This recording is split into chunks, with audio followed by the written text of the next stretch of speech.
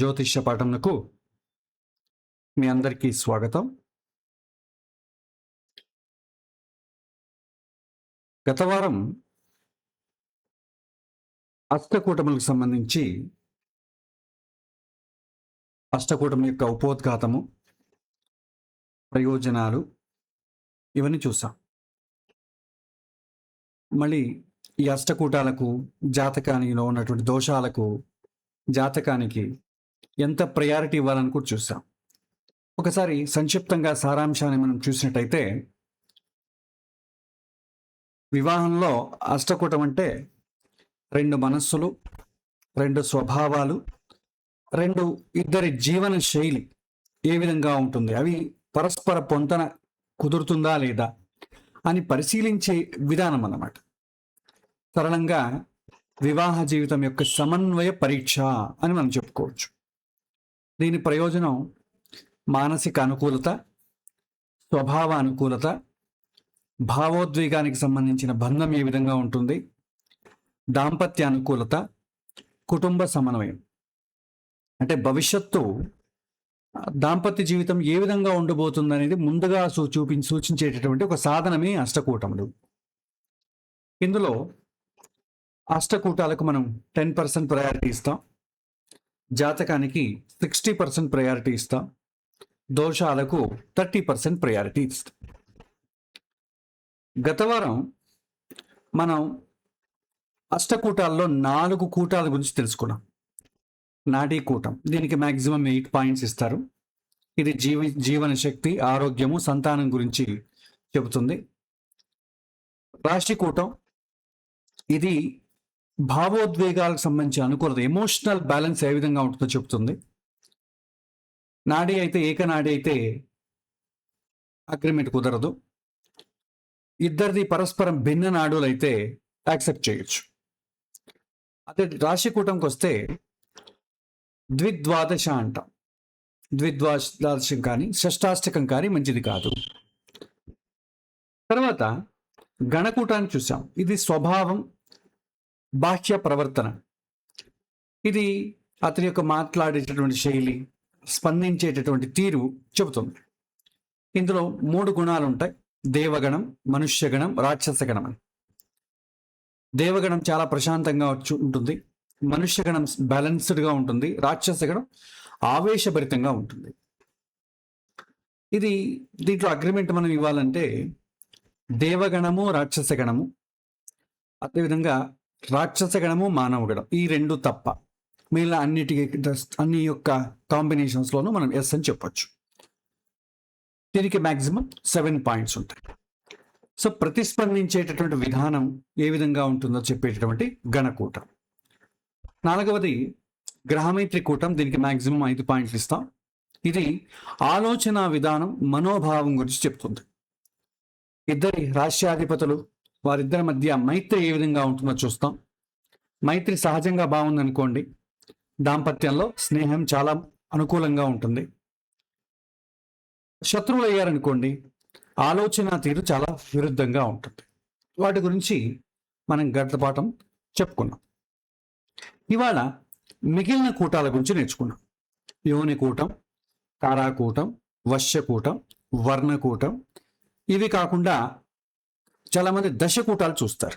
దాంట్లో మహేంద్ర కూటం, శ్రీదీర్ఘం వస్తుంది. ఇంకా చాలామంది ద్వాదశ కూటాలు చూస్తారు. దాంట్లో రజ్జు, వేద అన్ని కలిపి 12 కూటాలు వస్తాయి. ప్రాంతీయ భేదాన్ని బట్టి ఈ కూటాలు మారుతూ ఉంటాయి. దీంట్లో పాయింట్స్ ఇచ్చే శైలి కూడా ఒక్కొక్క ప్రాంతంలోనూ ఒక్కోలాగుంటుంది. సో 1-2 పాయింట్స్ అటు ఇటు ఉన్నా కూడా పెద్దగా ఇబ్బంది పడాల్సిన అవసరం లేదు. కొంతమంది లిబరల్గా ఒకటి ఎక్కువ ఇవ్వడం ఉంటుంది, కొంతమంది చాలా స్ట్రిక్ట్గా ఒకటి తగ్గించడం కూడా ఉంటుంది. 1-2 పాయింట్స్కి పెద్దగా ఇబ్బందులు తలెత్తాం. ఇక మనం తర్వాత కూటం, జోని కూటం గురించి చెప్పుకుందాం. మన యొక్క వెబ్సైట్ని ఓపెన్ చేసుకోండి, vaishwanara.com/jataka, లేదా vaishwanara.com ఓపెన్ చేసాక ఇక్కడ ఈ జాతక అని ఉంటుంది. దాన్ని క్లిక్ చేసినట్టే మీకు ఈ పేజ్ ఓపెన్ అవుతుంది. ఇందులో ఈ మ్యాచ్ అని ఉంటుంది, దాన్ని ఓపెన్ చేసుకోండి. అందులో మీరు క్యాల్కులేట్ చేసినట్టయితే మీరు ఇక్కడ అబ్బాయి తరపున డేట్ ఆఫ్ బర్త్ డీటెయిల్స్, అమ్మాయి తరపున డేట్ ఆఫ్ బర్త్ ఇచ్చి క్యాల్కులేట్ అష్టకూటాన్ని కొట్టండి. మీకు ఈ విధంగా వస్తుంది, టేబుల్ వస్తుంది గతంలో మనం చెప్పినట్టు. ఇక డీటెయిల్డ్గా రిపోర్ట్ ఎక్స్ప్లెనేషన్ కూడా కావాలి అంటే ఇక్కడ డీటెయిల్డ్ అని ఉంది, దాన్ని క్లిక్ చేయండి. మనకి ఇక్కడ కూటాలు చూపిస్తుంది. ఇక్కడ చూడండి 12 కూటాలు ఇవ్వడం జరిగింది. మీరు మాన్యువల్గా కావాలంటే ఎంటర్ చేసుకోవాలంటే మాన్యువల్ ఎంట్రీ అని ఉంటుంది. టిక్ మార్క్ పెట్టినట్టయితే అబ్బాయి నక్షత్రం సపోజ్ రేవతి నక్షత్రం 2వ పాదం, అమ్మాయి నక్షత్రం అశ్విని నక్షత్రం 3వ పాదం అనుకోండి.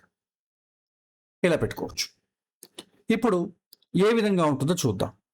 గుణాలు ఎంత వస్తాయి అని మనం చూసుకోవాలి. ఒక్క నిమిషం. ఓకే, ఇప్పుడు మనం గత వారం నాడీకూటం చెప్పుకున్నాం, బకూటము లేకపోతే రాశికూటం అని చెప్పుకున్నాం, గణకూటము, గ్రహమైత్రి. నెక్స్ట్ యోనికూటం గురించి చెప్పుకున్నాం. ఇక్కడ యోనికూటం అంటే ఏంటి? సో యోనికూటం అంటే ఇది దంపతుల మధ్య శారీరకమైనటువంటి అనుకూలత మరియు సహజ ఆకర్షణ ఏ విధంగా ఉంటుంది, వాళ్ళిద్దరి మధ్య ఆకర్షణ ఏ విధంగా, ఇది దాంపత్య జీవితం గురించి చెప్తుంది. కొద్దిగా సరళంగా చెప్పాలంటే అమ్మాయి అబ్బాయి మధ్యలో ఇంటర్ కోర్స్కి సంబంధించి సెక్షువల్ యాక్టివిటీ, వాళ్ళిద్దరి యొక్క అభిప్రాయాలు సమన్వయం అవుతాయా లేదా అనే వరకు చెప్పుకుంటుంది. చాలా వరకు ఏమవుతుందంటే ఒక్కొక్కర ఫ్యాంటసీస్ ఒక్కోలాగా ఉంటాయి. అంటే గతంలో పెద్దగా ఇబ్బంది అయ్యేది కాదు, ఎందుకంటే పెళ్ళిళ్ళు చేసుకునేది పెద్దవాళ్ళ అనుమతితో చేసుకోవడం, సహనము ఓర్పు సమాజంలో ఉండడం, సమాజంలో ఆర్డ్గా ప్రవర్తించకూడదు, మనం ఏదైనా కొద్దిగా ఇబ్బందులు ఎదురైనా కూడా అడ్జస్ట్ చేసుకుంటూ ముందుకెళ్దాం అనేటటువంటి మనస్తత్వం ఉన్నటువంటి కాలం. ఇప్పుడు అలా ఉండదు. ఇప్పుడు చాలా స్వేచ్ఛ ఉంది. విచ్చలవిడితనము స్వేచ్ఛ రెండూ ఉండడం చేత, వ్యక్తిగత మనోభావాలకి ఎక్కువ అభిప్రాయం ఇవ్వడం చేత వీళ్ళిద్దరి మధ్య ఏవైనా భేదాభిప్రాయాలు తలెత్తాయి అనుకోండి, ఆ బంధం అనేది నిలబడదు. కాబట్టి ఈ యోనికూటం అనేది చాలా చాలా ముఖ్యం ఇవాల్టి కాలంలో. ఎందుకంటే ప్రాచీన కాలంలో ఒక పర్పస్ ఉండేది పెళ్లి చేసుకోవడానికి. మన ముందు తరాల్లో కూడా పెళ్లి చేసుకోవడం ఎందుకు అంటే, ఒక ఉద్యోగం సంపాదించి ఒక ఇల్లు కట్టుకొని పెళ్లి చేస్తే వాళ్ళ సంసారం వాళ్ళు చేసుకుంటే ఏదో అన్నం వండి పెట్టడమో సత్సంతానం కలిగించడమో అవన్నీ చూసుకునేవారు.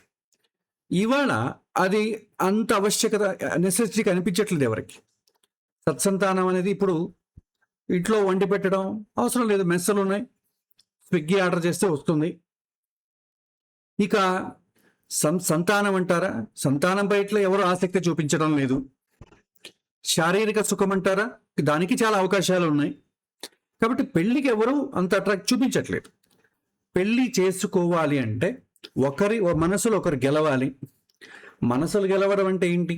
రెండు ఒకసారి చూసిన తక్షణం మనసులు గెలవడం కుదరదు. అంటే రూపం నచ్చాలి, వాళ్ళ ఆలోచన విధానం నచ్చాలి, వాళ్ళ యొక్క ఫ్యాంటసీలు నచ్చాలి. ఇలా నచ్చింది అనుకోండి, వాళ్ళు ఇరువురు పరస్పరం ఇష్టపడి పెళ్లి చేసుకోవడం, ఆ బంధాన్ని నిలబెట్టుకోవడానికి ప్రయత్నించడం జరుగుతుంది. అలా లేని నాడు ఆ బంధం సర్వైవ్ అవ్వదు. అంటే ప్యూర్గా చెప్పాలంటే శారీరక సౌఖ్యం కోసం పెళ్లి చేసుకునేటటువంటి రోజులు ఇవాళ. అది చెప్పుకోవడానికి చాలా పడుతుంది, సిగ్గుపడవచ్చు, అది అసహ్యంగా భావించొచ్చే, కానీ ఉన్నటువంటి సత్యం అదే.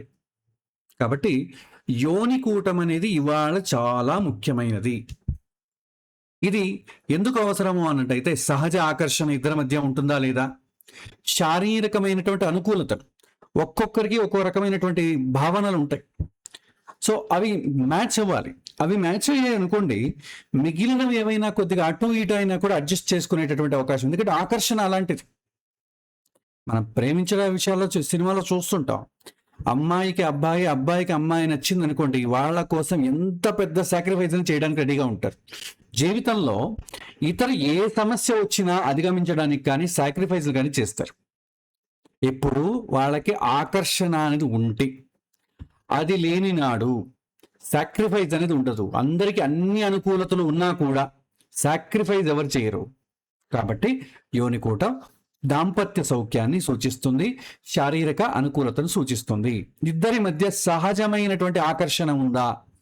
సహజమైనటువంటి ఆకర్షణ ఉండాలి. అది మామూలుగా ఏంటి అవుతుందంటే కండిషనల్గా ఉంటుంది ఆకర్షణ. అంటే అమ్మాయి చూడడానికి అందంగా ఉండడము, సినిమాలో ఎవరో ఇష్టమై ఉంటారు వాళ్ళలాగా ఉండడము, పెళ్లికి ముందు కొన్ని రిక్వైర్మెంట్స్ ఉంటాయి అవి మ్యాచ్ అవ్వడము, దానివల్ల చేసుకున్నారనుకోండి, పెళ్ళైన తర్వాత కొన్ని కొన్ని సందర్భాల ప్రేమలు ఉండవు. ఎందుకంటే ప్రేమ స్టడీ చేయకపోయినా కూడా, ఇవాళ ప్రేమించడం అంటే ఏంటి, ముఖం చాలా అందంగా రూపంగా బాగుండాలి, అంగ సౌష్ఠవం ఉంది అనుకోండి పెళ్లి చేసుకుంటారు చాలా మంది. అంతేకాని that is the only criteria. ఇంకా అంతకు మించి స్టడీ చేయడానికి ఏముంటుంది? వాళ్ళతో మాట్లాడి వాళ్ళ అభిప్రాయాలు ఏంటి, వాళ్ళ జీవితానికి వాళ్ళ గురించి అవగాహన ఏంటి, పెళ్ళి అంటే ఏంటి, సంతానము, ఇవన్నీ కూడా తెలుసుకోవాలని ఎవరు అనుకోరు. అవన్నీ తర్వాత చూసుకుందాం. ముఖం ఇద్దరు నచ్చామా లేదా, పరస్పరం వాళ్ళిద్దరు ఆలోచన విధానం నచ్చిందా లేదా, అభిరుచులు నచ్చాయా లేదా, చాలు పెళ్ళైపోతుంది. కానీ బంధం బాగుంటుందా లేదా, అందుకే చాలామంది ఇప్పుడు ఇవాళ రోజుల్లో డేటింగ్లు చేసుకుంటారు. ఆ డేటింగ్లు చేసుకున్నా కూడా చివరిగా వాళ్ళ కోరికలు అనేది చాలా ఎక్స్ట్రీమ్గా అసహజంగా ఉండడం చేత అది కూడా వీగిపోతున్నాయి. సో కాబట్టి ఇది మనకు ఈ యొక్క యోనికూటం అనేది చాలా ముఖ్యమైనటువంటి పాత్ర. ఏం చెబుతుంది? ఇద్దరి మధ్య సహజమైనటువంటి ఆకర్షణ ఉంటుందా లేదా అని చెబుతుంది. దాంపత్య సౌఖ్యము, ఒకరిపై ఒకరి ఆకర్షణ సహజంగా ఉంటుందా లేదా, ఇంటిమెసీ, భావోద్వేగానికి శారీరక అనుసంధానం కలుస్తుందా లేదా, అది చూద్దాం. మరి ఈ కూటాన్ని ఎలా చూడాలి అన్నట్టయితే, ఈ యోని కూటానికి మ్యాక్సిమం 4 పాయింట్లు ఉంటాయండి. ప్రతి ఒక్క నక్షత్రాన్ని కూడా వీరి యొక్క ఆకర్షణ ఏ విధంగా ఉంటుందో దాన్ని సూచించడానికి కొన్ని జంతువులను ఇప్పుడు ఉపయోగించడం జరిగింది. జంతువుల మధ్య వైరము, మిత్రత్వం ఏ విధంగా ఉంటుందో దాన్ని బట్టి చెప్పడం జరిగింది. ఇక్కడ ప్రతి ఒక్క నక్షత్రానికి ఒక జంతు పేరు ఉందండి. ఇక్కడ మీరు యోనికూట టేబుల్ని చూసినట్టయితే చూడొచ్చు. మీరు ఒక్కొక్క నక్షత్రానికి ఒక్కొక్క యోని ఉంటుందన్నమాట. అశ్విని గుర్రం, అశ్వము అంటాం, హార్స్. భరణి ఏనుగు, కృత్తికా నక్షత్ర మేక, రోహిణి నక్షత్ర సర్పము, మృగశిర నక్షత్రం అది కూడా సర్పమే, ఆరుద్ర నక్షత్రం కుక్క. ఇలా ప్రతి ఒక్క దానికి ఒక సింబాలిక్గా ఒక యోని ఉంటుందండి. రూల్ ఏంటి అంటే, అమ్మాయి నక్షత్రానికి సంబంధించి అబ్బాయి నక్షత్రానికి సంబంధించిన జంతువు ఏదైతే ఉంటుందో అది సేమ్ అయింది అనుకోండి, ఇద్దరిది సేమ్ యోని అయితే 4 పాయింట్స్ ఇవ్వడం జరుగుతుంది. అదే పరస్పరం ఫ్రెండ్స్ అయ్యాయి అనుకోండి, ఫ్రెండ్స్ అంటే 2 ఉన్నాయండి. ఒకటి నకులుడు సింహం, అంటే ముంగిస సింహం, ఇవి ఫ్రెండ్స్ అంటారు, దీనికి 3 పాయింట్స్ వస్తాయండి. ఇలా కాకుండా శత్రువులు ఉన్నాయనుకోండి, గోవు పులి, సర్పము కోతి, మళ్ళీ ఎలుక పిల్లి, కుక్క జింక, తర్వాత ఈ యొక్క గుర్రము, తర్వాత ఎనుపు ఇదనేమో అంటామండి, తర్వాత ఎలిఫెంట్ లైన్, మేక ముంగిస, ఇవన్నీ కూడా శత్రువుల కిందికి వస్తాయి. ఇలా మిత్రుడు శత్రువులు ఇవి 2 కాకుండా ఉన్నదాన్ని ఏమంటాం మనం న్యూట్రల్ అంటాం. సో న్యూట్రల్ వస్తే మనం 2 పాయింట్స్ ఇస్తాం. శత్రువులైతే 0 వస్తుంది. అదే ఫ్రెండ్స్ అయితే 3 పాయింట్స్, ఇద్దరిది సేమ్ అయితే 4 పాయింట్స్ ఇవ్వడం జరుగుతుంది. ఇది యోనికూటం. యోనికూటం అట్లీస్ట్ న్యూట్రల్ అయినా అయి ఉండాలి, పరస్పరం శత్రువులు కాకూడదు. శత్రువులైతే ఏమవుతుంది అంటే వారిద్దరి మధ్య ఈ యొక్క దాంపత్య జీవనానికి సంబంధించి సుఖానికి సంబంధించి ఫ్యాంటసీస్ వేరువేరుగా ఉంటాయి. ఆ వేరువేరుగా ఉన్నప్పుడు ఏమవుతుంది, సహజమైన ఆకర్షణ ఉండదు.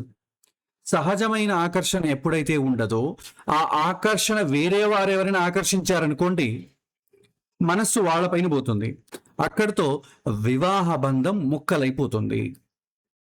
కాబట్టి ఖచ్చితంగా యోనికూటం బాగుండాలి. ఇది బాగోలేదంటే ఇబ్బంది కలుగుతుంది. కాబట్టి this is very very very mandatory. తర్వాత యోనికూటం తర్వాత తారాకూటము అంటామండి. ఇది అంత సిగ్నిఫికెన్స్ అయింది ఏమీ కాదు తారాకూటం అనేది. తారాకూటానికి మరొక విషయం చెప్పాలి. ఈ యోనికూటానికి సంబంధించి ఏవైనా ఎక్సెప్షన్స్ ఏవైనా ఉన్నాయా, మినహాయింపులు?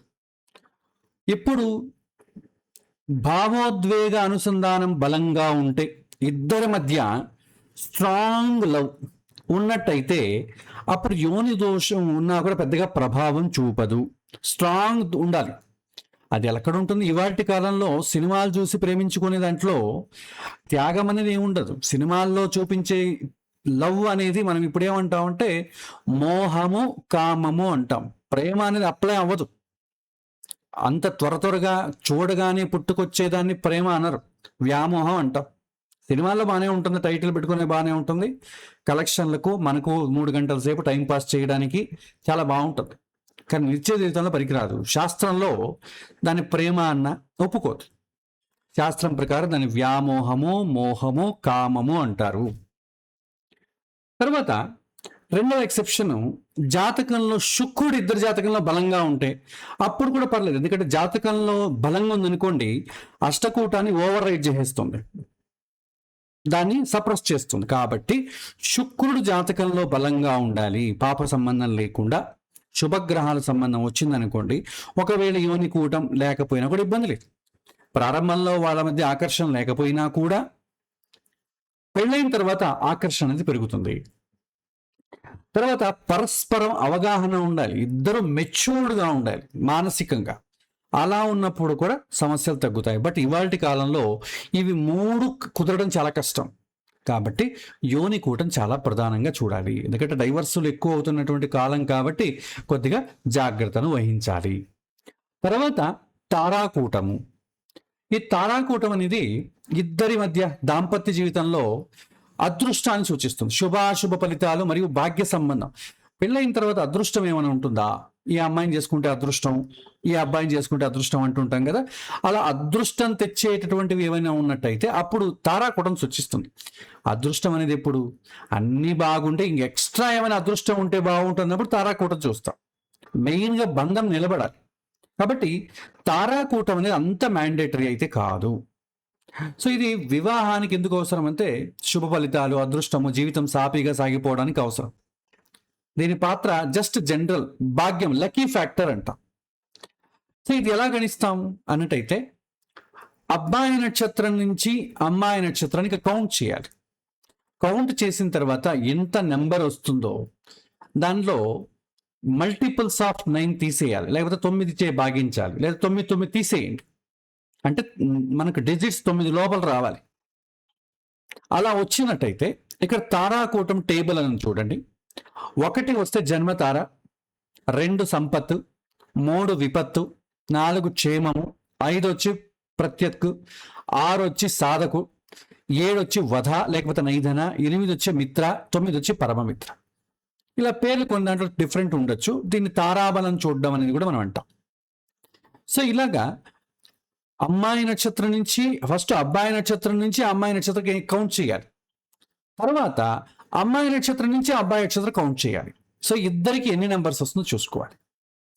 సో ఇద్దరికి వచ్చినటువంటి నెంబర్స్లో 2, 4, 6, 8, 9 ఈ నంబర్స్ ఏమైనా ఉన్నట్టయితే ఇద్దరికి అవి మంచివి. అంటే సరి సంఖ్యలో ఉన్నవన్నీ మంచివి, ఇంక్లూడింగ్ 9 కూడా మంచిదే. అదే బేసి సంఖ్య అంటే జన్మతార, విపత్తార, ప్రత్యక్తార, వదతార ఇవి 4 మంచివి కావు. ఇది శత్రుతారలు అంటాం. ఇప్పుడు అమ్మాయి నుంచి అబ్బాయి కౌంట్ చేస్తాం, అది ఈవెన్ నెంబర్ రావాలి. అబ్బాయి నుంచి అమ్మాయి కౌంట్ చేసినప్పుడు ఈవెన్ నెంబర్ రావాలి. 2 ఈవెన్ నెంబర్ వచ్చింది అనుకోండి, మాక్సిమం మనం 3 పాయింట్స్ ఇస్తాం. బోత్ గుడ్, 2 వైపుల నుంచి బాగుంటే 3 పాయింట్లు, అంటే ఈ కూటానికి మాక్సిమం 3 పాయింట్స్ ఇస్తాం. లేదు ఒకరి నుంచి వచ్చేటప్పుడు ఏమో బాగుంది, శుభంగా ఉంది, ఇంకో నుంచి వచ్చేటప్పటికేమో అది ఆడ్ నెంబర్ వస్తుంది, అప్పుడు ఏం చేస్తాం, సగం పాయింట్లు ఇస్తాం, అంటే 1.5. ఇద్దరిది బాగోలేదు అనుకోండి 0 పాయింట్స్ వస్తుంది.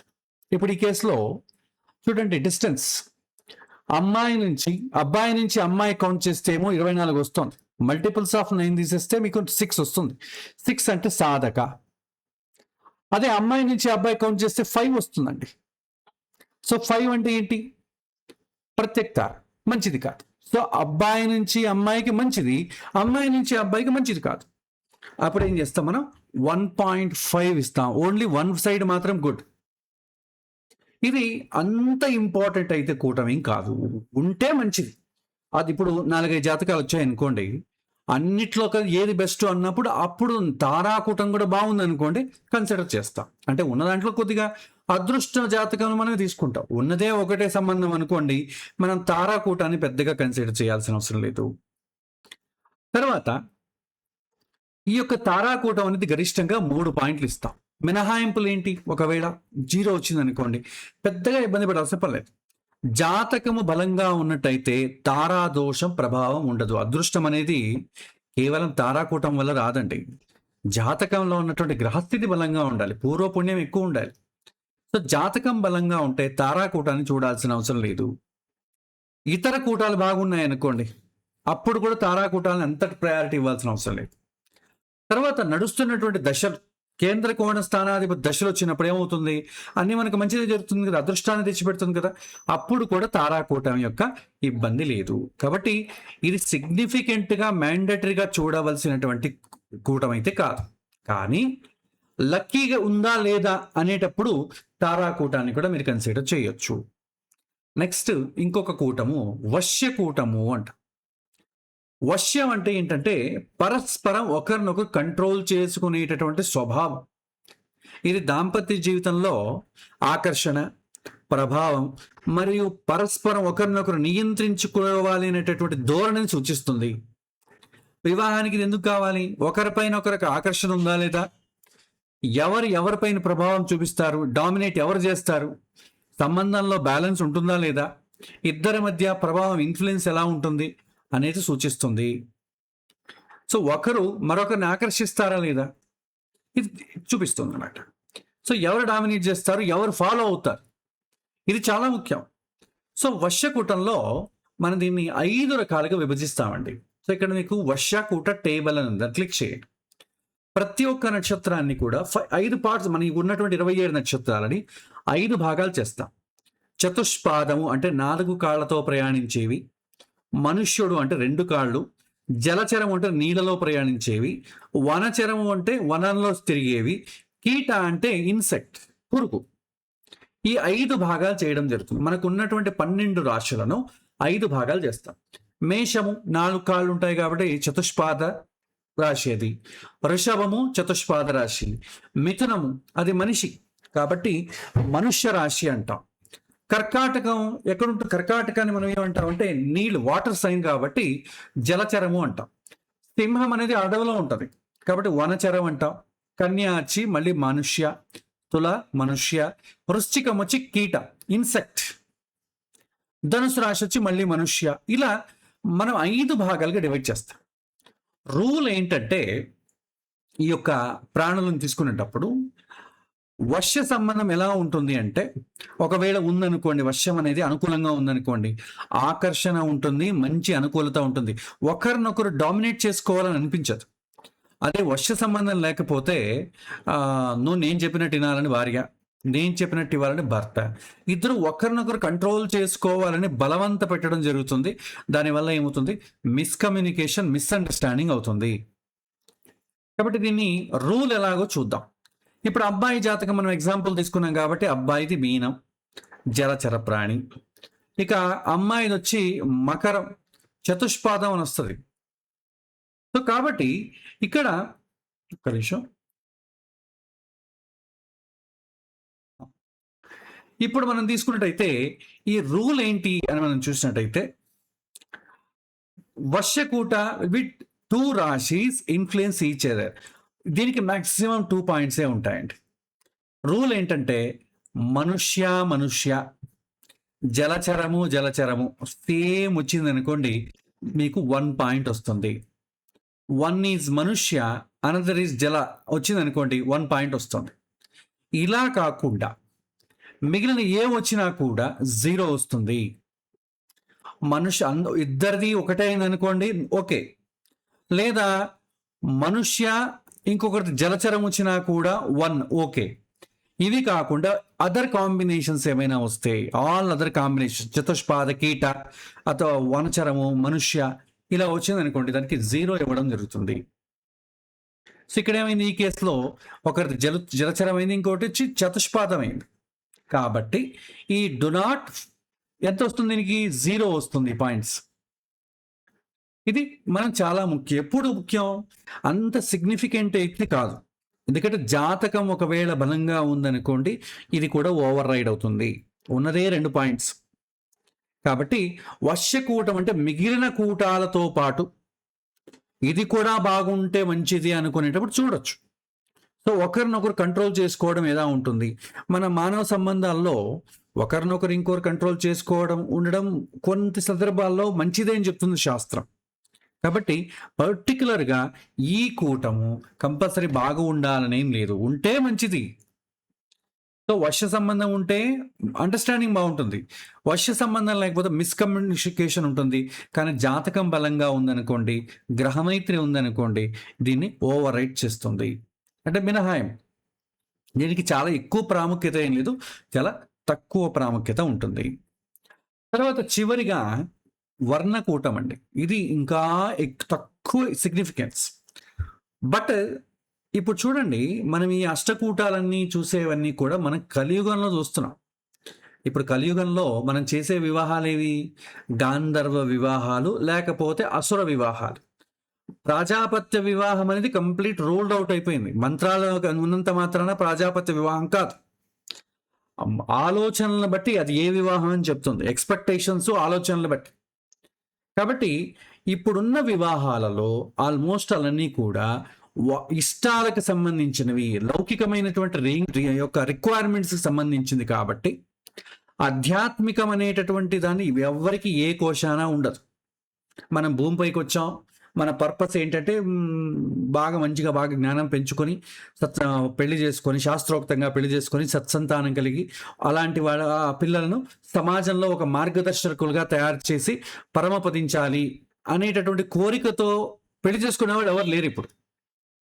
ఏదో ఒక ఇంటి వాడైతే చాలండి, ఏదో బిడ్డ పిల్ల జలను పోషించుకుంటూ ఉంటే చాలు అంటుకుంటారే కానీ పరాన్ని గురించి ఎవరు చూడరు. అతను మోక్షము, పరతత్వము అలాంటి మాటలు ఎవ్వరు మాట్లాడరు. కాబట్టి వర్ణానికి ఈ కాలంలో సిగ్నిఫికెంట్ తక్కువ. అందుకే 1 పాయింట్ ఇవ్వడం జరిగింది. మీకు బ్రహ్మ వివాహంలో దైవ వివాహం తీసుకుని అనుకోండి, మ్యాక్సిమం వర్ణానికి ఎక్కువ పాయింట్స్ ఉంటాయి, 8 పాయింట్స్ ఉంటాయి. నాడికి చాలా తక్కువ, యోనికి చాలా తక్కువ. ఇది ఆ కాలానుగుణాన్ని బట్టి ఈ కూటాలని మనం మారుచుకుంటూ వెళ్తాం, లేదా దేనికి ఎక్కువ ప్రయారిటీ ఇవ్వాలి, దేనికి ఇవ్వకూడదని చూస్తాం. వర్ణకూటానికి కలియుగంలో ఎక్కువ ప్రయారిటీ లేదు, ఉంటే మంచిది. ఇప్పుడు వర్ణంలో ఒక్కొక్క రాశికి ఒక్కొక్క వర్ణం ఉంటుందండి. మనకు 4 వర్ణం ఉన్నాయి. చాతుర్వర్ణం మయా సృష్టం గుణకర్మ విభాగశః అంటాడు భగవంతుడు. మేషరాశి క్షత్రియుడు, వృషభ రాశి వచ్చి వైశ్యుడు, మిథున రాశి వచ్చి శూద్రుడు, కర్క రాశి వచ్చి బ్రాహ్మణుడు. ఇక్కడ ర్యాంకింగ్స్ అని ఉందండి. ర్యాంకింగ్ కాదండి, అది ర్యాంకింగ్ అంటే మనకు ఎక్కువ మంచి ర్యాంక్ అంటే 1 అనుకుంటాం, కానీ ఇక్కడ దానికి కాదు, ప్రయారిటీ. హయ్యెస్ట్ వచ్చి 4 అండి, తక్కువ అంటే 1. సో బ్రాహ్మణుడు చాలా హై కేటగిరీలో ఉంటాడు, నెక్స్ట్ క్షత్రియుడు, నెక్స్ట్ వైశ్య, నెక్స్ట్ శూద్ర. ఇది జాతి ప్రకారం తీసుకోకండి. బ్రాహ్మణుడు అంటే నాలెడ్జబుల్ అని అర్థం. అతను ముస్లిం అయినా, క్రిస్టియన్ అయినా, హిందూ అయినా బ్రాహ్మణుని అంటారు, నాలెడ్జబుల్. సో నాలెడ్జబుల్ ఉన్నవాడికి ఎప్పుడు ఫస్ట్ ప్రయారిటీ. ఆ తర్వాత పవర్ ఉన్నవాడు క్షత్రియుడికి నెక్స్ట్ ప్రయారిటీ. తర్వాత ప్రాపర్టీ ఉన్నవాడు 3వ ప్రయారిటీ. తర్వాత సర్వీస్ క్వాలిటీ ఉన్నవాడు 4వ ప్రయారిటీ. బట్ కలియుగంలో దాన్ని రివర్స్ అయిందనమాట. ఇక్కడ రూల్ ఏంటి అంటే అమ్మాయి కన్నా అబ్బాయి వర్ణం చాలా ఎక్కువగా ఉండాలి, అదే రూల్. ఇది ఆధ్యాత్మిక స్థాయిని, ధర్మబుద్ధి, విలువలను సూచిస్తుంది. ఇప్పుడు ఎవరికి ఇది అది ఈ యొక్క బేస్ పైన ఎవరు పెళ్లి చేసుకోవట్లేదు. ఎవరు నాయకత్వం ఇస్తారు, ఎవరు అనుసరిస్తారు, అహంకార ఘర్షణ ఏమైనా ఉంటుందా అనేది వస్తుంది. జనరల్గా శాస్త్ర ప్రకారం తీసుకుంటే అబ్బాయిది ఎక్కువ వర్ణం ఉండాలి, అమ్మాయి ఫాలో అవ్వాలి. సో ఎందుకంటే సాంప్రదాయకంగా అబ్బాయిని మార్గదర్శి, రక్షకుడుగా పరిగణిస్తారు. కాబట్టి ఈ యొక్క వర్ణ విభజన అనేది ఈ యొక్క చేయడం జరుగుతుంది. దీనికి మ్యాక్సిమం ఉన్నదే 1 పాయింట్. అమ్మాయి కన్నా అబ్బాయి ఎక్కువ వర్ణం అయితే 1 పాయింట్ ఇవ్వడం జరుగుతుంది, లేకపోతే 0. ఇప్పుడు ఈ కేసులో అబ్బాయి వచ్చి బ్రాహ్మణ, అమ్మాయి వచ్చి వైశ్య. సో ఇప్పుడు బ్రాహ్మణ అనేది అన్నిటికన్నా హై, శూద్రుడి కన్నా వైశ్య, వైశ్యుడి కన్నా క్షత్రియ, క్షత్రియుడి కన్నా బ్రాహ్మణ. సో అబ్బాయి వర్ణం ఎక్కువ ఉంది కాబట్టి ఆటోమేటిక్గా 1 ఇవ్వడం జరుగుతుంది, 1 పాయింట్ వచ్చేసింది. సో ఈ విధంగా వర్ణకూటం అని చూస్తాం. This is very less significant. ఇక్కడితో అష్టకూటాలు అయిపోయాయండి. ఈ అష్టకూటాలను మ్యాచ్ చేసిన తర్వాత మనము అగ్రిమెంట్ ఎలా ఇవ్వాలి? సింపుల్ 4 పాయింట్స్ చెప్తాను. 4 పాయింట్స్ మాత్రం పెట్టుకోండి. ఒకటి, జనరల్ ఫస్ట్ పాయింట్ ఏంటంటే 18 కూటాల కన్నా ఎక్కువ రావాలి, మినిమం యావరేజ్ రావాలి, మీరు యాక్సెప్ట్ చేయాలంటే ఫస్ట్ పాయింట్. సెకండ్ వచ్చి నాడీ కూటం మ్యాండేటరీ, 18 రావాలి, దాంతో పాటుగా నాడీ కూటం రావాలి. ఒకవేళ నాడి 0 వచ్చింది అనుకోండి, అంశ నాడి చూడండి, అక్కడ వచ్చినా పర్లేదు, యాక్సెప్ట్ చేయొచ్చు. రెండవది గ్రహమైత్రి బాగుండాలి. ఆలోచన విధానం ఇవాల్టి కాలంలో చాలా ముఖ్యం. సో గ్రహమైత్రి బాగుండాలి. చివరిగా ఇద్దరి మధ్య ఆకర్షణ ఉండాలి. ఎందుకంటే లాంగ్ రన్ లో వివాహాన్ని నిలబడాలంటే ఆకర్షణ లేకపోతే నిలబడదు. కాబట్టి యోని కూటం బాగుండాలి. ఈ 4 కంపల్సరీ మ్యాండేటరీలు అండి. మిగిలినవి వచ్చినా రాకపోయినా పర్లేదు, వివాహం చేసుకున్నా కూడా ఒక యావరేజ్గా అయినా ఉంటుంది. కానీ వివాహ బంధం మీరు ముందుకెళ్ళాలి అంటే అష్టకూటాల నుంచి ముందుకెళ్ళడం అంటే దోషాలు చూడాలి, దాని నుంచి ముందుకెళ్ళడం అంటే జాతకం చూడటం. ఒక 10 జాతకాలు వచ్చాయనుకోండి, 10 జాతకాలు మీరు దోషాలు చూసుకుంటూ జాతకం చూసుకుంటూ ఉంటూ పోతే చాలా సమయం తీసుకుంటుంది. మనం ఏం చేస్తాం, ఆ 10లో మనం ఫిల్టర్ ఎప్పుడు ఎలా చేస్తాం? 18 కన్నా ఎక్కువ వచ్చినవి, తర్వాత గ్రహమైత్రి, నాడి, యోని, ఈ 4 ఉండాలి.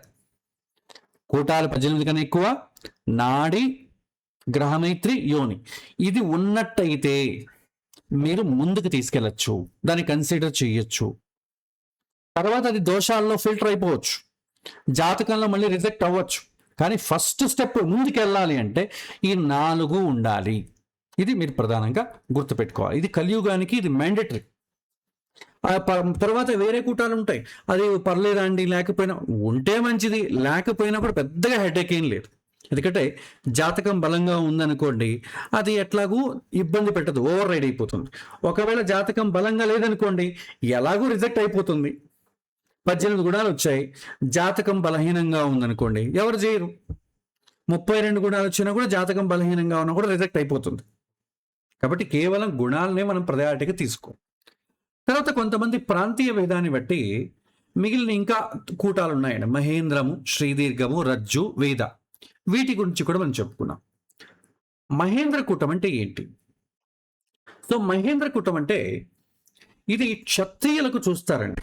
క్షత్రియులకు అంటే ఎలాగంటే జాతుల గురించి కాదండి. వెనకటికి ఈ క్షత్రియులకు ఒక గుణం ఉండేది. వాళ్ళు పెళ్లి చేసుకున్న తర్వాత ఏదైనా యుద్ధానికి వెళ్ళాల్సి వస్తుంటే వాళ్ళ భార్యలు ధైర్యాన్ని నింపి, నేను రాజ్యాన్ని చూసుకుంటాను, మీరు వెళ్ళి రండి, ధైర్యంగా పంపించే అంత ధైర్యశాలిగా ఉండాలి, సపోర్టివ్గా ఉండాలి. అలాంటప్పుడు వాళ్లకు మహేంద్ర కూటం ఉన్నట్టయితే ఆ అమ్మాయికి అలా హ్యాండిల్ చేయగలిగేటటువంటి శక్తి ఉంటుంది అని అర్థం. ఇది ఎలా కౌంట్ చేస్తాం? అమ్మాయి నక్షత్రం నుంచి అబ్బాయి నక్షత్రానికి కౌంట్ చేయగా 4, 7, 10, 13, 16, 19, 22, 25 ఈ నంబర్సే రావాలి. డిస్టెన్స్ అమ్మాయి నక్షత్రం నుంచి అబ్బాయి నక్షత్రానికి ఈ నంబర్సే రావాలి. అలా ఉన్నట్టయితే ఇది మ్యాచ్ అవుతుంది, మహేంద్ర కూటం బాగుంటుంది. దీనికి ప్రత్యేకంగా నంబర్లు ఇవ్వడం అనేది ఏముండదు, జస్ట్ శుభం అని అర్థం. బట్ ఇవాల్టి రోజుల్లో ఈ మహేంద్ర కూటాన్ని చూసే వాళ్ళు ఎవరు లేరు. ఒకవేళ ఆర్మీ లాంటి వాళ్ళు ఎవరైనా ఉన్నట్టయితే వాళ్ళకి ఇది ఉపయోగపడుతుంది తప్ప సామాన్య జనానికి ఇది అంతగా ఉపయోగపడదు. ఒక్క నిమిషం. ఓకే, తర్వాత ఇంకొక కూటం శ్రీదీర్ఘం అంట, కొంతమంది స్త్రీ దీర్ఘం అని కూడా అంట. ఇది స్త్రీ అంటే అమ్మాయి, శ్రీ అంటే లక్ష్మి లేకపోతే ధనము అంట. ఇది వైశ్యులకు ఎక్కువగా చూసేవాళ్ళండి ప్రాచీన కాలంలో. ఎలా అంటే వైశ్యులు వ్యాపారానికి వెళ్ళేవాళ్ళు. వ్యాపారానికి వెళ్ళిన తర్వాత వాళ్ళ భార్యల సహకారం చాలా అవసరం. ఎందుకంటే వెళ్ళిన తర్వాత 3 నెలల్లో 6 నెలల్లో వస్తాడో లేదో గ్యారంటీ లేదు. కానీ వాళ్ళు ఓపికగా వెయిట్ చేస్తూ ఉండేవాళ్ళు. కాబట్టి వాళ్ళకి అలా అనుకూలించేటటువంటి భార్య అయి ఉండాలి. అయి ఉంటే యొక్క వైశ్య వ్యాపారులకు చాలా ముఖ్యం అది. సో ఇది కూటం ఎలా చూస్తామంటే సేమ్ అమ్మాయి నుంచి అబ్బాయి నక్షత్రానికి లెక్కించగా 15 కంటే ఎక్కువ వచ్చింది అనుకోండి, ఈ కూటమి బాగుంది అని అర్థము. శ్రీదీర్ఘ కూటమి చాలా బాగుంది, 15 కంటే ఎక్కువ రావాలి డిస్టెన్స్. అలా కాకుండా 9 నుంచి 15 లోపల ఉందనుకోండి, యావరేజ్గా ఉంది అని అర్థం. ఒక్క నిమిషం అండి.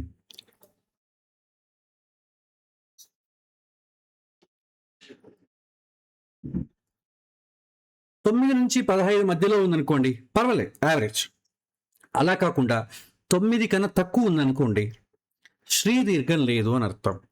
ఇవాటికి కొంతమంది వైశ్యులు ఈ కూటాన్ని కంపల్సరీ చూస్తారు. ఎందుకంటే పిల్ల వచ్చిన తర్వాత వాళ్ళతో పాటు ఐశ్వర్యం వృద్ధి చెందాలి అనేటటువంటి వాళ్ళ యొక్క ఒక బిలీఫ్.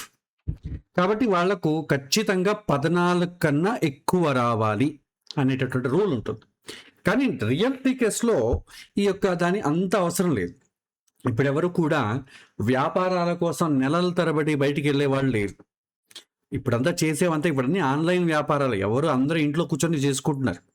కాబట్టి అంత ఎక్కువగా అవసరం ఉండదు. ఒకవేళ వైశ్యులు ఎవరైనా ఉంటే వాళ్లకు పర్టికులర్గా ఈ యొక్క కూటం అనేది చూడడం జరుగుతుంది. బట్ శాస్త్ర ప్రకారం అయితే మ్యాండేటరీ అయితే కాదు. తర్వాత రజ్జుకూటం. ఈ రజ్జుకూటంలో ఇది కూడా ఒక చిన్నటువంటి ఒక రోల్ ఉందండి. ఇక్కడ ఇది చాలా ఈ తమిళనాడు వైపు ఉన్న వాళ్ళు ఈ రజ్జు కూటాన్ని చాలా చూస్తారు. రజ్జు అంటే ఏమైనా పెళ్లి తర్వాత సడన్గా ఏమైనా ప్రమాదాలు రావడానికి ఏమైనా అవకాశాలు ఉన్నాయా అనేటటువంటి ఈ రజ్జు కూటం అనేది చూస్తుంది. కాబట్టి ఈ రజ్జులో మనకు డివైడ్ చేస్తారండి. ఇక్కడ రజ్జు కూట టేబుల్ అనేది చూడండి, మొత్తం 5 రజ్జులు ఉంటాయండి. శిరోరజ్జు అంటే హెడ్, కంఠరజ్జు, నాభిరజ్జు, కటిరజ్జు, పాదరజ్జు, ఇలా 5 భాగాలు చేయడం జరుగుతుంది. ఈ 5 భాగాల్లో మృగశిర, చిత్త, ధనిష్ట ఇవి శిరోరజ్జు కిందకి వస్తుంది. రోహిణి, ఆరుద్ర, హస్త, స్వాతి, శ్రవణ, శతభిష ఇది కంఠరజ్జు కిందకి వస్తుంది. సో ఇప్పుడు రూల్ ఏంటంటే సేమ్ నాడికి ఏ విధమైనటువంటి రూల్ ఉంటుందో దీనికి అదే రూల్ అండి. అమ్మాయిది అబ్బాయిది ఇద్దరిది కూడా రజ్జు అనేది డిఫరెంట్గా రావాలి, అంటే భిన్న రజ్జు ఉండాలి. అలా ఉన్నట్టయితే దాంపత్యం స్థిరత్వము మరియు ప్రమాదాలకు ఎలాంటి సూచనలు ఉండవు. అదే ఏకరజ్జు వచ్చింది అనుకోండి, ప్రమాదాలకు ఏమైనా సూచన అంటారు. తమిళనాడు చాలా ఎక్కువ వాడతారు, బట్ ఇక్కడ ఆంధ్ర, కర్ణాటక అంత ఎక్కువగా సీరియస్గా తీసుకోరు. ఏవైనా ప్రమాదాలు జరుగుతాయేమో అన్నటువంటి ఒక భయంతో ఇవి చూడడం జరుగుతుంది. సో ఇక్కడ రూల్ ఏంటంటే సింపుల్, ఇద్దరిది కూడా డిఫరెంట్గా రావాలి, ఒకే రజ్జు ఉండకూడదు.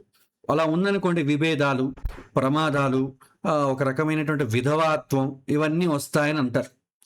కానీ ఒకవేళ రజ్జుకూటం లేకపోయినా కూడా జాతకంలో సప్తమాధిపతి బలంగా ఉన్నట్టయితే, అష్టమంలో ఎలాంటి పాపగ్రహాలు లేకుండా పాప సంబంధం లేకుండా ఉంటే, ఒకవేళ రజ్జు ఏక వచ్చినా కూడా ఎలాంటి ఇబ్బంది లేదు. అలా కాకుండా రజ్జేమో వేరేగా ఉందండి, జాతకంలో ఏమో అష్టమ స్థానం పాడైపోయిందంటే, సప్తమం పాడైపోయిందంటే రజ్జు ఉన్నా కూడా ప్రమాదాలు జరుగుతాయి, రజ్జు ఉన్నా కూడా మిస్కమ్యూనికేషన్స్, వైదవ్యం వస్తుంది. కాబట్టి జాతకానికి ఎక్కువ ప్రయారిటీ. కాబట్టి ఈ యొక్క రజ్జు కూటానికి చాలా మంది ఎక్కువగా ప్రయారిటీ ఇవ్వరు. ఎందుకంటే జాతకంలో సప్తమము అష్టమం బాగుందనుకోండి, రజ్జుకు అంత ఎక్కువ ప్రయారిటీ ఇవ్వాల్సిన అవసరం లేదు. తర్వాత వేదకూటము అంటాం. ఈ వేదకూటం అంటే వేద అంటే ఏంటంటే అబ్స్ట్రక్షన్ అర్థం, అడ్డంకి, పరస్పర విరోధము, నిరోధించడం. సో కొన్ని నక్షత్ర జంటలు ఒకదానికొకటి వేద కలిగి ఉంటాయి. ఆ పరస్పరం వేదం ఉన్నటువంటి నక్షత్రాలను అవాయిడ్ చేయాలి అంటారు. అశ్విని నక్షత్రానికి వేద నక్షత్రం జ్యేష్ఠ, భరణి నక్షత్రానికి వేద నక్షత్రం అనురాధ. మీకు ఇక్కడ వేదకూట టేబుల్ అని ఉంది, అక్కడ ఇచ్చాను. అశ్వినికి జ్యేష్ఠ అంటే అమ్మాయిది అశ్విని అయితే అబ్బాయిది జ్యేష్ఠ అవ్వకూడదు, లేదా అబ్బాయిది అశ్విని అయితే అమ్మాయిది జ్యేష్ఠ అవ్వకూడదు, వైస్ వర్సా. ఇలా అయిందనుకోండి అబ్స్ట్రక్షన్, ఒకరిని అంటే ఏంటి, ఆలోచనలు పరస్పరం విరుద్ధంగా ఉంటాయి. మాటల్లో అపార్థం చేసుకోవడం, చిన్న విషయాలకే పెద్దవవ్వడం, భావోద్వేగ దూరం, మళ్ళీ మళ్ళీ అడ్డంకులు. ఎలా ఉంటుందంటే అబ్బాయి పాపం ఎవరితో మాట్లాడుతూ ఏవో చెప్తూ ఉంటాడు, మళ్ళీ ఆవిడ కలెక్ట్ చేసుకోండి మీరు ఎప్పుడు ఇలాగే అంటారు, అవన్నీ ఆమె ఇంకో రకంగా చెప్తుంది. సో పరస్పరం విరుద్ధంగా మాట్లాడుకోవడం, పోట్లాడుకోవడం జరుగుతుంది. సో వేద సాధ్యమైనంత దీని యొక్క అడ్డంకి లేకుండా చూసుకోవాలి. జాతకంలో గ్రహమైత్రి ఉందనుకోండి, ఒకవేళ ఇది ఉన్నా కూడా పెద్దగా ఇబ్బంది కలిగించదు. ఇద్దరి మధ్య పరస్పర అవగాహన, ఆకర్షణ, గ్రహమైత్రి ఉన్నట్టయితే ఇది ఇబ్బంది ఉండదు. ఈ యొక్క చివరి 4 కూటాలకి పాయింట్స్ ఏమి ఉండవండి, జస్ట్ శుభం కావునా కాదా. ఇందులో ఈ యొక్క ద్వాదశ కూటాలలో చెప్పాలంటే బ్రాహ్మణులకు అంటే నాలెడ్జబుల్, మళ్ళీ జాతిని తీసుకురాకండి, జుట్టు పెట్టుకున్న వాళ్ళకి పౌరోహితులు, పండితులు, అర్చకులు, వీళ్ళని బ్రాహ్మణులు అనరు. The person who knows Brahman, భగవంతుడి గురించి ఎవరికి తెలుసో, మళ్ళీ ప్రవచనాలకు 4 పాయింట్లు చెప్పడం కాదు, వారికి బాగా అవగాహన ఉండాలి. భగవంతుడి గురించి తెలిసిన వారు, భగవంతుడి గురించే ఎక్కువ తెలుసుకునేటటువంటి ఒక రకమైనటువంటి ఇదేమంటే పిపాసి అంట, జ్ఞాన పిపాసి అంట, అలా ఉన్న వాళ్ళకి వర్ణకూటం చాలా మెండేటరీ. క్షత్రియులు వీరత్వానికి సంబంధించిన వాళ్లకు మహేంద్రకూటం చాలా ఇంపార్టెంట్. ఐశ్వర్యము వ్యాపారం సంబంధించిన వాళ్ళకి ఈ యొక్క శ్రీదీర్ఘం చాలా ఇంపార్టెంట్. అలా కాకుండా శూద్రులకు అంటే సుఖాన్ని కోరుకునే వారికి, శూద్రులు అంటే మళ్ళీ మీరు మన కేటగిరీ జాతుల గురించి తీసుకోకండి, ఎవరికైతే సుఖమే ముఖ్యమవుతుందో వాళ్ళని శూద్రులు. శుచాత్ ద్రవతి అంటాం సంస్కృతంలో, కష్టానికి కరిగేవాడిని శూద్రుడు అంటాం. వన్ మస్ట్ బికమ్ ఎ శూద్ర. శూద్రుని యొక్క క్వాలిటీ లేకపోతే అసలు మనిషి అనిపించుకోకూడదు అని చెప్పి శాస్త్రం చెప్తుంది. అందరికీ శూద్ర క్వాలిటీ కంపల్సరీ ఉండాలి. దానిపైన ఎక్స్ట్రా క్వాలిటీస్ ఉండొచ్చు, దానిపైన వైశ్య గుణం ఉండొచ్చు, ఆర్థిక పెంచుకునేటటువంటి గుణం, వ్యాపార గుణం ఉంటుంది, దానిపైన అధికారం చెలాయించే గుణం ఉండొచ్చు, దానిపైన జ్ఞానం అన్నీ తెలిసిన వాడు అనే గుణం ఉండొచ్చు. సో కాబట్టి ఇందులో ఇవాల్టి కాలంలో కలియుగంలో బ్రాహ్మణుడైనా, క్షత్రియుడైనా, వైశ్యుడైనా, శూద్రుడైనా ప్రతి ఒక్కరూ కోరుకునేది ఏంటి అంటే సుఖము. ఆ సుఖంలో ఎక్స్ట్రీమ్ సుఖం ఏది? దాంపత్య సుఖము. కాబట్టి అందరికీ మ్యాండేటరీ వచ్చి యోనికూటము, తర్వాత ఈ యొక్క వర్ణకూటము, మహేంద్రకూటము, శ్రీదీర్ఘము ఉంటే పర్లేదు, లేకపోయినా ఏమి ఇబ్బంది లేదు, కానీ యోనికూటం మ్యాండేటరీగా ఉండాలి. ఓకే, సో ఇలాగా మనం ద్వాదశ కూటాలను చూడొచ్చు. సో చివరిగా ఇంకోసారి కండిషన్ చెప్తాను చూడండి. 18 కన్నా ఎక్కువ వచ్చిందా? ఓకే, నెక్స్ట్ స్టెప్ ఏం చేయాలి? నాడీకూటం మ్యాచ్ అయిందా అని చూడండి. నాడీకూటం మ్యాచ్ అయిందా? నెక్స్ట్ గ్రహమైత్రి చూడండి. గ్రహమైత్రి మ్యాచ్ అయిందా? యోనికూటం చూడండి. యోనికూటం మ్యాచ్ అయిందా? ఫర్దర్గా గుణాలు వస్తే మంచిది. ఇంకా ఎక్కువగా మీరు ఏ అమ్మాయిని చేసుకోవాలని మీరు చెప్పుకోవచ్చు. మినిమం 18 రావాలి. 18 కన్నా ఎక్కువ ఎంత వస్తుంది దీని వల్ల దాన్ని సెలెక్ట్ చేసుకోవచ్చు. బట్ మినిమం పాస్ అవ్వాలంటే మినిమం 18 రావాలి. నాడీ కూటమి, గ్రహమైత్రి, యోనికూటం ఇవి కంపల్సరీ ఉన్నట్టయితే ఇప్పుడున్నటువంటి కాల పరిస్థితులలో ఇద్దరి మనస్తత్వాలు కలవడానికి అవకాశం ఉంది. కాబట్టి మనం నెక్స్ట్ స్టెప్కి వెళ్ళొచ్చు. అంటే ఏంటి? దోషాలను మ్యాచ్ చేయాలి. కుజదోషము, సర్పదోషము, మాంగళ్య దోషము ఇవన్నీ చూస్తాం. ఎక్కువగా కుజదోషము, మాంగళ్య దోషం చూస్తాం. కాల సర్పదోషం, సర్పదోషం పర్లేదు, అంత మ్యాండేటరీ ఏం కాదు. ఒకవేళ అది దోషాలు కూడా బ్యాలెన్స్ అయ్యిందండి, ఏం ఇబ్బంది లేదు, దోషాలు ఏం లేవు అన్నట్టయితే జాతకానికి వెళ్ళండి. జాతకంలో సప్తమ స్థానం ఎలా ఉంది, సప్తమ స్థానంలో ఏ గ్రహాలు ఉన్నాయి, అబ్బాయి అమ్మాయి మనస్తత్వం ఎలా ఉంటుంది, ఎలా ఒకరినొకరు అడ్జస్ట్ చేసుకుంటారు లేదా అనేటటువంటి పాయింట్ ఆఫ్ వ్యూలో చూస్తాం. అది మనం ప్రారంభం పాఠంలో చెప్పుకున్నాం. జాతకాన్ని ఎలా సమన్వయం చేయాలి, దోషాలను ఎలా సమన్వయం చేయాలి చెప్పేసుకున్నాం. మనం ఇప్పుడు చూడాల్సింది అష్టకూటాన్ని సమన్వయం ఎలా చేయాలి. అందులో మీకు చెప్పాను, అష్టకూటం సమన్వయం కావాలంటే 18 గుణాల కన్నా ఎక్కువ రావాలి మినిమం. నేను చెప్పేది మినిమం కేసు అండి, మాక్సిమం మీ ఇష్టం. 18 కొంతమంది అడుగుతుంటారు 18 కూటాలు వచ్చాయండి, మీరు చెప్పినట్టుగా గ్రహమైత్రి, రాశి, యోనికూటం అన్ని బాగానే ఉన్నాయండి, కానీ రజ్జుకూటం రాలేదండి, చేసుకోవచ్చా వద్దా? అది అంత మ్యాండేటరీ అయితే కాదు. ఎందుకంటే జాతకం బలంగా ఉందనుకోండి, అది మనం అది ఓవర్ రైడ్ అవుతుంది, మినహాయింపు. మిగిలిన ఏ కూటమైనా సరే జాతకం బాగుందంటే మీరు మినహాయింపు ఇవ్వచ్చు. బేసిక్ ఇవి ఉన్నట్టయితే మీరు నెక్స్ట్ స్టెప్ వెళ్ళడానికి అవకాశం ఉంటుంది. సో ఇక్కడతో మనం మ్యాచింగ్ అనేది ఎలా చేయాలో చెప్పుకున్నాం. ఎందుకు ఈ మ్యాచింగ్ ఫస్ట్ పాయింట్సే ఎందుకు చూసుకుంటున్నాం? పాయింట్స్ అష్టకూటలకి చాలా ప్రయారిటీ తక్కువ అండి, 10% చెప్పాను. అయినా దీన్ని ఫస్ట్ ఎందుకు చెప్తున్నామంటే, మీరు జాతకాన్ని మ్యాచ్ చేయాలంటే చాలా సమయం పడుతుందండి. ఒక 5 సంబంధాలు వచ్చాయనుకోండి, 5 సంబంధాలు మీరు జాతకాన్ని మ్యాచ్ చేస్తూ కూర్చోవాలంటే చాలా కష్టంగా, దానికి కొద్దిగా అమ్మాయి తరపున విషయాలు కూడా తెలియాలి. ఒక్కోసారి జాతకం తప్పివ్వచ్చు. ప్రతి ఒక్కరిది జాతకాన్ని దోషాలను చూసుకుంటూ పోతే సమయం కష్టం అవుతుంది. కాబట్టి మొదట ప్రిలిమినరీగా మనం స్క్రీనింగ్ ఏం చేస్తాం? అష్టకూటంలో చూద్దాం. అష్టకూటంలో మీకు ఈ 4 పాయింట్స్ బాగున్నాయా?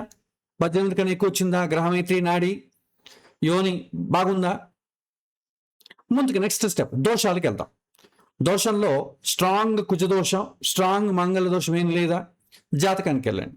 జాతకంలో సప్తమ స్థానంలో ఎలాంటి ఇబ్బంది లేదు, సప్తమాధిపతి బాగానే ఉన్నాడు అంటే చెప్పచ్చు, జాతకం బాగానే ఉంది, వీరి వివాహానికి ముందుకెళ్ళచ్చు, అడ్జస్ట్ చేసుకుంటూ వెళ్ళొచ్చు అని చెప్పచ్చు. ఎప్పుడు కూడా అగ్రిమెంట్ చాలా బాగుందండి చేసేయండి అని చెప్పకూడదు. ఎందుకంటే కాల పరిస్థితుల్లో జాతకము అన్ని పరిస్థితులు బాగున్నా కూడా వాళ్ళ బుద్ధి అనేది, మనోభావం అనేది ఈ కాల పరిస్థితులు బట్టి చాలా చంచలంగా ఉంటుంది. ఒక్కోసారి మనం తీసుకునే డెసిషన్సే చాలా ఇబ్బంది కలిగిస్తాయి. పరిసరాలు అన్ని ప్రకృతి మనకి సహకరించినా కూడా మన ఆలోచన, బుద్ధి తీరు వల్ల చాలామంది సమస్యలు పొందుతారు. అలాంటప్పుడు మనం ఏం చేయాలి? జాతకం బాగుంది అయినా మీరు అడ్జస్ట్ చేసుకుంటూ ముందుకెళ్ళాలి అని ఒక పాయింట్ చెప్పాలి. ఎందుకంటే జీవితం అంటే అడ్జస్ట్ చేసుకోవడమే. నేను అడ్జస్ట్ చేసుకోను, ప్రకృతి అడ్జస్ట్ చేసుకోవాలంటే కుదరదు. కాబట్టి జాతకం ఎంత బాగున్నా అడ్జస్ట్ చేసుకుంటూ వెళ్ళాలండి. ఒక 70% బాగుంది, 30% మీరు అడ్జస్ట్ చేసుకోవాలి. 100% ఎవరిది బాగుండదు. 80% బాగుంది అనుకోండి, 20% అయినా అడ్జస్ట్ చేసుకోవాలి కదా. 80% బాగుందంటే 100% ఇంకా సమస్యలు రావని కాదు కదా. కాబట్టి ఈ విధంగా మనం వాళ్ళకి అగ్రిమెంట్ చెప్పడం జరుగుతుంది. బేసిక్గా చాలా సంబంధాలు అందరూ చూస్తుంటారు కాబట్టి ప్రతి ఒక్కరిది జాతకాలు చూసుకుంటూ కూర్చోలేం. కాబట్టి ఒక 5 జాతకాలు వచ్చాయనుకోండి, 5 జాతకాలకి మీరు రాయండి, ఈ పాయింట్స్ వేయండి. ఎవరిది హైయెస్ట్ ఉంది, మినిమం బేసిక్ ఉండాలి. బేసిక్ ఉన్నవి సపరేట్ చేసుకొని మిగిలినవన్నీ ఇగ్నోర్ చేసేయండి. చివరికి 5 ప్రొఫైల్స్లో ఒక 2, 3 మిగులుతాయి. ఆ 2, 3లో ఎక్కువ ఇది కాకుండా, బేసిక్ కాకుండా ఇంకా ఎన్ని ఎక్కువ బాగొచ్చాయి అవి చూడండి. ఆ కేసెస్లో మీరు ఏమైనా దోషాలు ఉన్నాయో చూడండి. తర్వాత జాతకాన్ని పరిశీలించండి. అందులో ఏదైతే బాగుంటుందో దానికి వెయిటేజ్ ఇవ్వండి.